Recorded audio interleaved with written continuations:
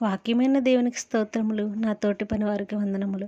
మనం పరిశుద్ధ గ్రంథమైన బైబిల్ని ఎలా చదవాలి, ఎందుకు చదవాలి అని ఆలోచిస్తున్నారా? అయితే ఈ టిప్స్ మీకోసమే. మొదటగా మనం పూర్ణ హృదయముతో ప్రభువుని ఘనపరచాలి. వాక్యానికి ముందు కొంత సమయం ఏకాంత ప్రార్థన కలిగి ఉండాలి. పాత నిబంధన ఎందుకు చదవాలి? కొత్త నిబంధనలో కదా క్రీస్తు మనం పరిచయం అయింది అని ఆలోచిస్తున్నారా? పరిశుద్ధ గ్రంథమైన బైబిల్లోని ప్రతి ఒక్క మాట దేవుని మాటగా మనం చూడగలం. పాత నిబంధన, కొత్త నిబంధన రెండు ప్రాముఖ్యమైనవి. పాత నిబంధన మనలను క్రీస్తు యొద్దకు నడిపిస్తే, కొత్త నిబంధన మనలను పరలోకానికి చేరుస్తుంది. దేవునికి మనకి మధ్య పాత నిబంధన ఉంటే, కొత్త నిబంధన పరలోకానికి మనకి మధ్య ఉంది. పాత నిబంధన, కొత్త నిబంధన రెండు ప్రాముఖ్యమైనవి.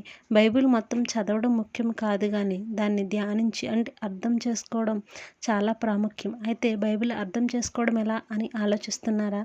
బైబిల్ మొదటగా మనం ఒక పారాగ్రాఫ్ చదవాలి. ఆ పారాగ్రాఫ్ నుంచి మనం కొన్ని ప్రశ్నలు అంటే ఎప్పుడు, ఎక్కడ, ఎలా, కొన్ని ప్రదేశాలు, ఇలా కొన్ని ప్రశ్నలు ఏర్పాటు చేసుకుని సమాధానాలను కూడా మనం సిద్ధపరచుకోవాలి. ఇలాగా ప్రశ్నలను, సమాధానాలను మనం సిద్ధపరచుకుని అదే విధంగా మనం నేర్చుకున్న విషయాలను ఇతరులకు తెలియచెప్పడం వల్ల మనకు బైబిల్ జ్ఞానం అనేది పెరుగుతుంది, ఎక్కువగా అర్థం చేసుకోవడానికి ఉపయోగపడుతుంది.